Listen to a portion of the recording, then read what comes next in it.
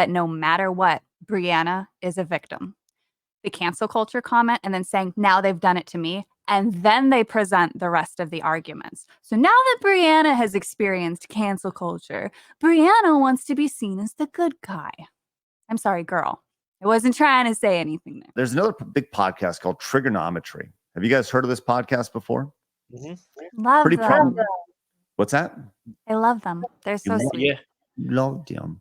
Well, they announced that they were going to have Brianna Wu on their show. Now, for those who recall, Brianna Wu was one of the faces of Gamergate for about 10 years ago.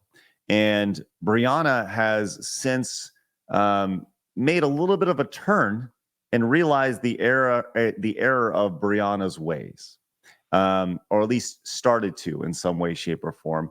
And they released this promo video to promote an interview that they did. Let's go check this out.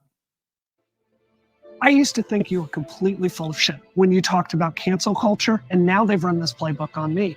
The fact that the progressive fringe is now standing with the literal fucking terrorists, like, what the hell are we thinking? Look at what we're doing with the trans children debate. What is the progressive left's answer to any parent that has a question on any of that? It is shut the fuck up. We've got to move back to science and back to reality. People perceive progressives as assholes. A decade ago during Gamergate, people thought the white male gamers were the assholes. I've got news for you. Today, it's trans Twitter, it's socialist Twitter, it's terrorist sympathizer Twitter. It's us. All right. So they released that a couple days ago. And Savvy, you had a pretty big post on this. Do you want to kind of give us the TLDR on your post here that you had? Yeah. So I also just want to establish too, their promo video is actually so geniusly edited. I didn't see anybody else comment on this. So at the very beginning of it, they set up exactly what the problem is with Brianna, that no matter what, Brianna is a victim. The cancel culture comment and then saying, now they've done it to me. And then they present the rest of the arguments. So now that Brianna has experienced cancel culture, Brianna wants to be seen as the good guy. I'm sorry, girl. I wasn't trying to say anything there. But yeah, so my post was basically just reminding people that Brianna was an individual who went onto Steam to fabricate hate about themselves through their own account. They also stated that people thought the white male gamer was the asshole. No, sweetie pie. Literally nobody said that but you people. You people did that. White male gamers are not the primary gaming demographic of the entire world. They are not representative of every single fucking gamer. They aren't the biggest demographic. The Asians are. Isn't that crazy? So the fact that you would target a minority group in the gaming industry speaks volumes about you, and then trying to paint yourself as a fucking victim. You fucked it all up. You took it to the fucking UN. You fucked it up. Now you want to be seen as a decent person? No, I'm sorry. Put the same energy into unfucking what you did. Then maybe people will take you seriously. I appreciate, however, the conversation and the willingness to talk. I really do. I think it's important. But nobody in their right mind should give that individual a moment of their time, because life is too short to deal with somebody who at the age of 30-fucking-7, apparently they were 37, when they went and fabricated hate against themselves. That is not stable behavior, and that kind of behavior does not go away.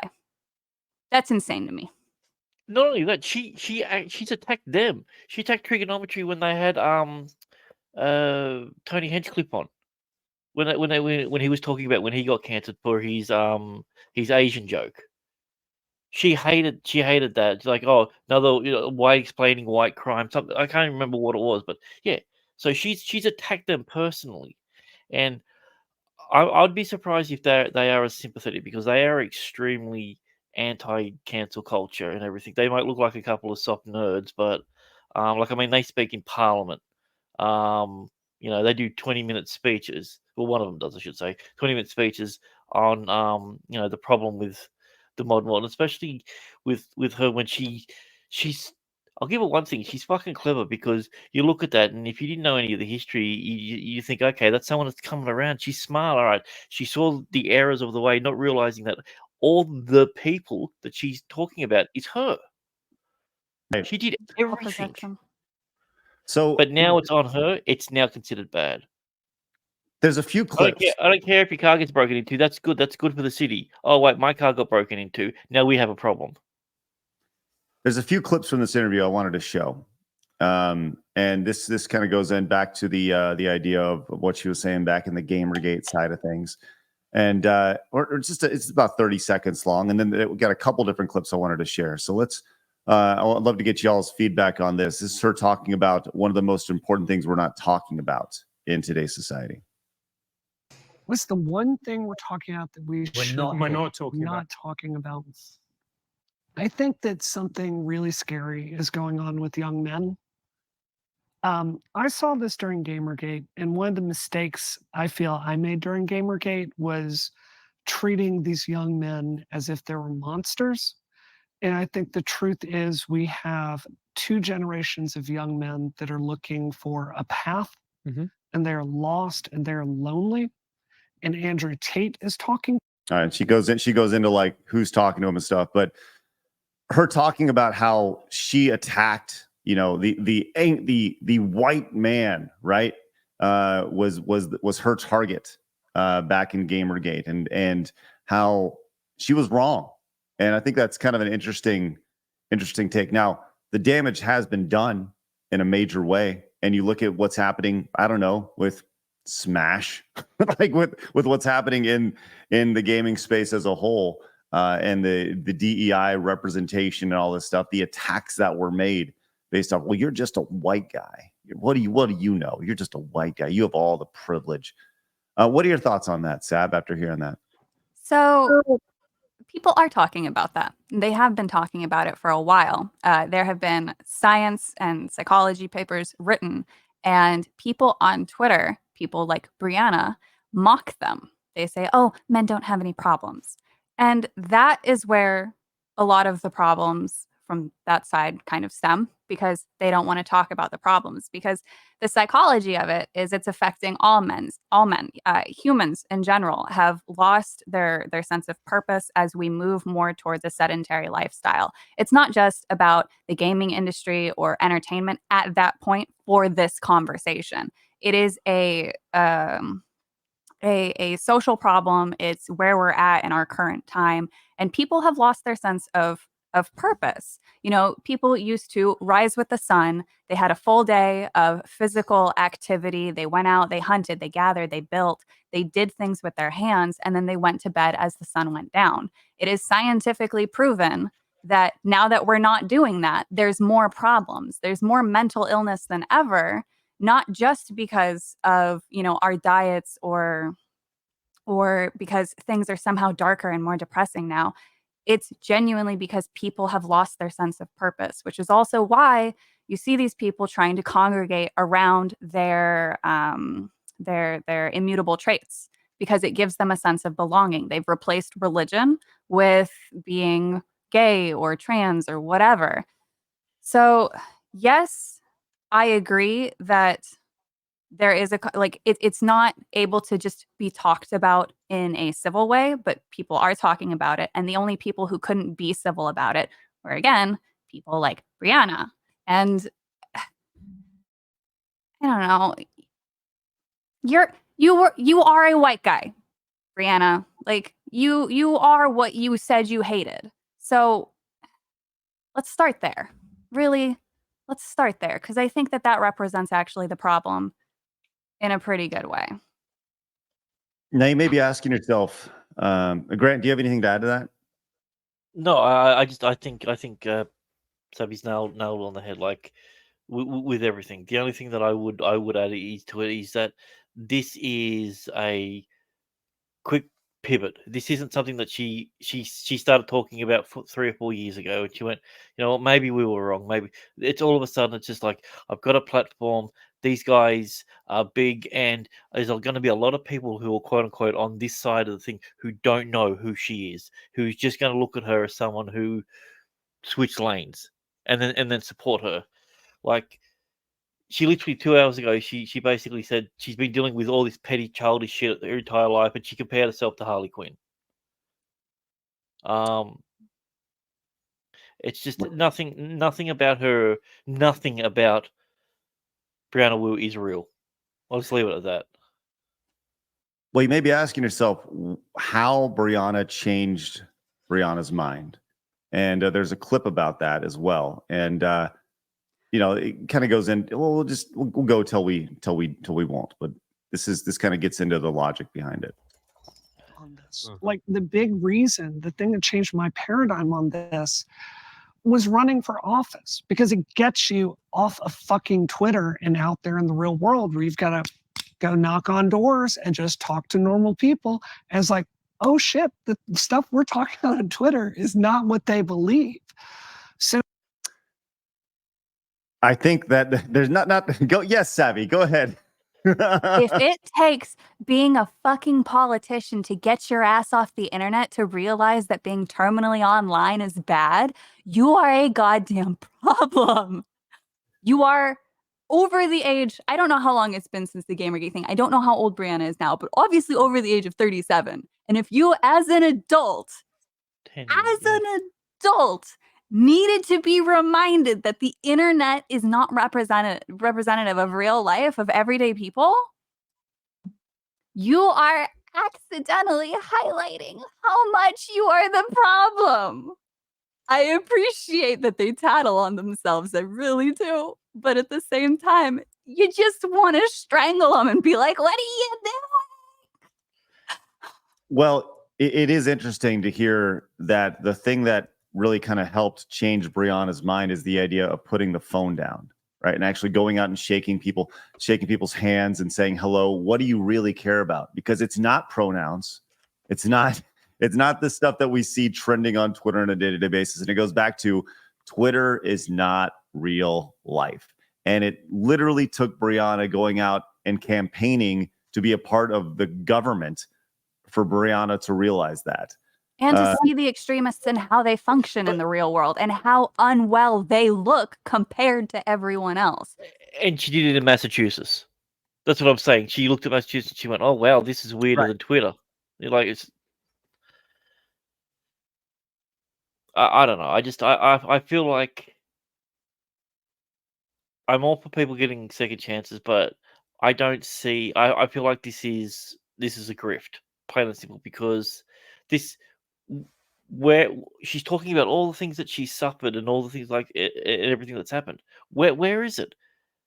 You were the one that was publicly canceling people. You were the one that was going after people's employment. You were literally doing what we just had Smash on about. Like, that's what she does. Mm-hmm. Well, and because she didn't get elected and she stayed off Twitter for a little bit, she's now based, and we're supposed to just fall for it. I think, and this, let's do a poll for this, and I'm curious to see what the chat would say for this, Blabs. It's not about forgiving, right? Because Brianna hasn't really apologized for what Brianna did, right? It's more Brianna has recognized what Brianna has done, right? And I think that's the bigger thing. The ripples of Gamergate 1 are still felt today all throughout the video game industry, all throughout society. Here's the thing. Gamergate 1 was way bigger than just the video game industry. It was a global story, right? And like I said, I've said this multiple times. The original Gamergate, like, I kept my head down during it. It was just this thing that went on.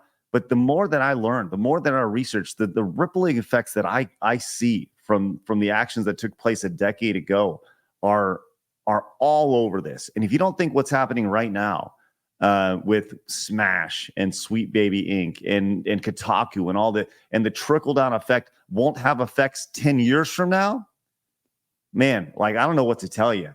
All this stuff does matter. Oh, it's nonsense, blah, blah, blah. It's nonsense. No. It matters. The government is literally giving them money. It fucking matters. Taxpayer dollars. are going to these people who are trying to paint the average gamer as some sort of terrorist organization. That's not an exaggeration. That is the language that they are using. I was a juggalo in the 90s. I was called a terrorist back in the day. I understand what it's like. But like without Gamergate, we don't have Me Too. It's a direct correlation with everything that's happened. It was the next elevation. What happens in the gaming industry and the comic industry eventually goes to mainstream.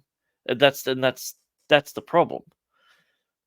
Back in the early 2000s, they were considering white guys as the problem with buying comics when they were in their boom, because that's what all the comics were, because that's what people wanted. I mean, we all know she's bullshit, plain and simple. There's one more clip that I wanted to share. We got a few more minutes. Savin, I'd love to hear your thoughts about this. This is about the culture war and how Brianna has said it's nonsense. And I thought the host of Trigonometry did a really good job of explaining the importance of why we're talking about all these things and these, culture warrior, whatever. So let's go ahead and take a look at this really fast. The question that I'm curious about, and I hear people on left and right saying this often, and I don't understand why they say it. So and you did say it, so I'm curious to explore this.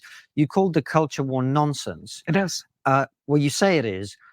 And I suppose it depends. What exactly do you mean by that, first of all, before I jump in with my opinion? We have different jobs, right? You are a public advocate and a public figure, and you have a very specific agenda that is pro-free speech, one I agree with.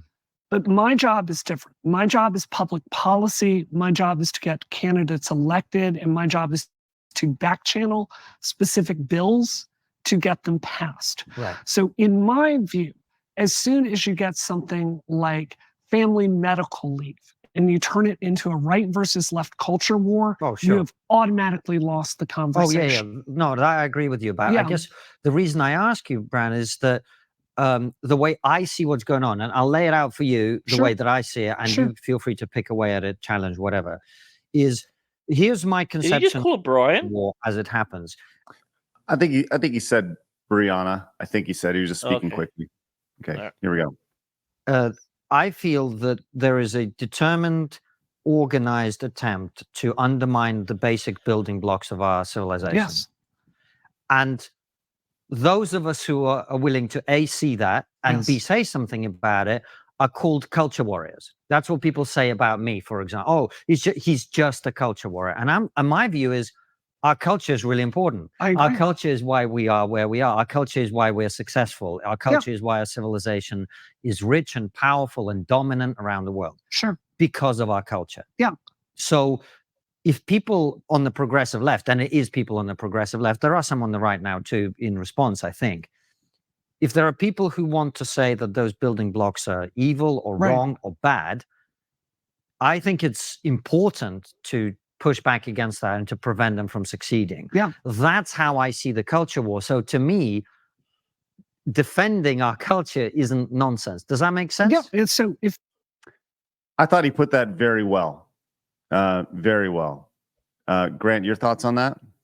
Yeah, the first part about it, when she's talking about her job is to get people elected and get like that, she's putting herself above a station, plain and simple. What is it that she does that she has the right determination? Like, this isn't a culture war. It doesn't matter about culture. I'm just going to put people in there that are going to change what you do day to day in your life. That won't affect culture. Don't worry about it. It's all good. Culture will be fine as long as I'm in charge of putting people in power. Yeah, it was very much so about control there. And I was going to make a point too on how they started that. They tried to politician their way into sounding more noble by bringing up healthcare. Why are you bringing up healthcare and equating that to culture when the question was very specific? And I hate it when they do that because it does try to put them up on a pedestal like they care about something so much more serious, when they're the ones who are kind of turning it into this extremist thing, and that if you don't agree with them 100%, you're evil. But his take on it was beautiful, and that's one of the reasons why I love him, because he's able to talk so eloquently and steer them back to the point. He does it to the politicians. He does it with proper politicians. He knows Yeah. how to cut through the bullshit. Yeah. That's the thing. So she never stood a chance. I don't know how how familiar he is with the rest of Brianna's content, but the fact that so I got blocked a while ago when they first made that post about, oh, ignore the culture war in Gamergate 2, don't give it your breath. Like, you acknowledged that's part of the culture. You acknowledge that, and you are trying to paint yourself as a victim for it. Stop it. If you really, really felt bad about what you did, if you really had an awakening, you would have said, guys, they've got a point. We need to stop. But they didn't do that. And now we're here, where Lara Croft has to get rebranded, where people like Jason, who for the last 10 years have been writing about big boobies being a problem, despite the most lewd and obscene mods being made by women. And it's all because of people like Brianna that we're where we're at. And it's just pathetic. It is sad. It is tragic. Creativity does not belong to one group of people. It does not belong for your ideals to be promoted. It exists so all can have expressive freedom. At the end of the day, we're losing our hunter-gatherer lifestyles. It's degrading people, and sometimes all they have left is what can they create. And if you take that away from somebody, no, I don't care what side you're on, whether you're right, left, you are an evil person if you think somebody should be deleted for their content. That is all fictional, of course. It's always my thing. I always try to specify art. If you're trying to delete art, you suck ass. Fuck you, go away. You can have an opinion, you can hate stuff, but fuck you if you're trying to push yourself on other people. Sorry. Modern day burning books. No, great. Deleting art. Plain and simple. Yep. Well, I think, we do have a connection to Brianna, Brianna Wu. Dev is the conduit right there. I think that'd be an interesting conversation between Brianna and Savvy, if you're open to that conversation, Sav. I would be. I will preface it with, I will bring up the fact that they fabricated hate against themselves, and I will absolutely ask questions. Now, I can move on from that. I really can. But I will preface that I will bring that up. And most people don't want to answer for the things that they did. So, well, I think it's fair. I think it's fair to bring that up, but maybe we can do that. I don't know. We'll see. Like I said, we're all about, look, this show more than anything, I like to have conversations. And sometimes you guys may not like the idea of who we have on, but I see some people like, don't give her the time of day. Right. But at the end of the day, I think it's worth having that conversation, because I think it'd be a fascinating conversation to watch, and to moderate and to, so with that said, who knows? Maybe we can make it happen. And at the end of the day, we'll do our best to make it fair.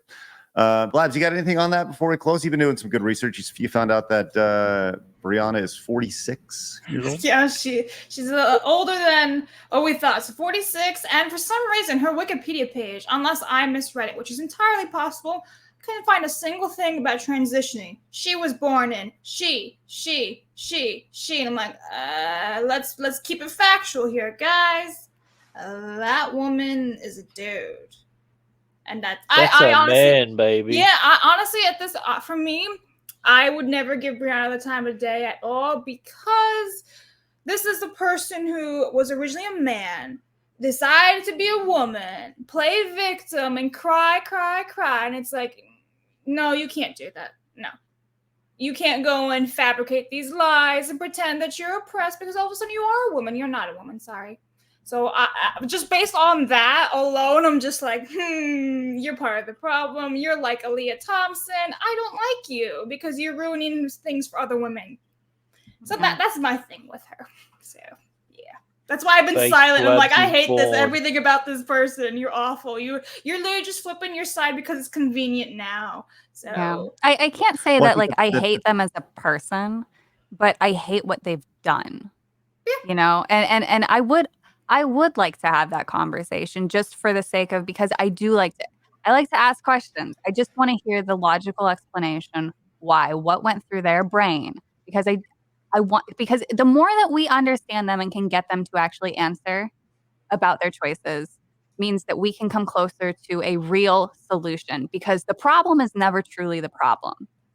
Every single person who I've managed to have a conversation with up to this point who represents that side, and I've said this several times, they have admitted to or they have displayed irrational amounts of anger. No normal functioning brain needs to remind themselves to take a deep breath. It's one thing if you're in a super hyped up, stressful situation. Of course, then you're going to be like emotions are tense. But if your day to day, if your natural state is so much anger and hatred that you're just randomly lashing out online or challenging people to fights or, targeting entire groups of people to try to make yourself look better. If you live in a hate-fueled environment, there's something wrong at the chemical level. And we're never going to solve that problem unless we have that conversation. Fair enough, but I also agree with this point. You cannot come to any conclusion with a disingenuous person. Well, I mean, when someone attacks their parents and basically says that they were disowned and they were kicked out and their parents abused them and everything, and you realize that their parents were still funding them up until, the mid-30s consistently and were always in their lives and had no issue. If you can publicly go out and say that about your own parents, how can I trust you with anything of it, any substance? Yeah, and it's not about convincing them. At least for me, it's not about trying to sway somebody, and that's the way that trigonometry also handles it too. It's not about swaying them. It's about presenting these people and their way of thinking to the audience to come to their own conclusion.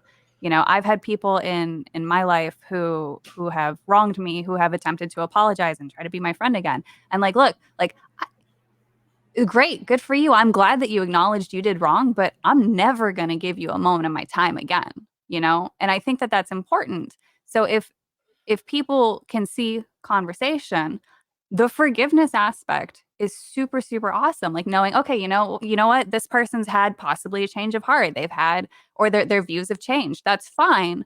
I've heard them talk, but now I'm just never, I have no reason to pay attention to them anymore. I'm going to go this way. They can go that way, whatever. And I think that's how normal people generally solve things. Life is too short to hold on to so much anger and hatred all the time. But at the same time, too, just because you forgive somebody doesn't mean they have to come back into your life and you have to, welcome them with open arms and all that stuff. Forgive and forget are two different things, and most people seem to mix them up. Well, Dev came in real quick, and this is why I think conversations are good, right? Dev says, "Savvy, having had the very conversation with Brianna that you're describing, I can tell you're wrong about some things here. Sorry, still love your work." Well, like I said, that's why it's fine. important. Yeah, and I think that that's fine. But just because you've had a conversation with them doesn't mean I can't see that conversation. I can't feel the emotions that they put into their words.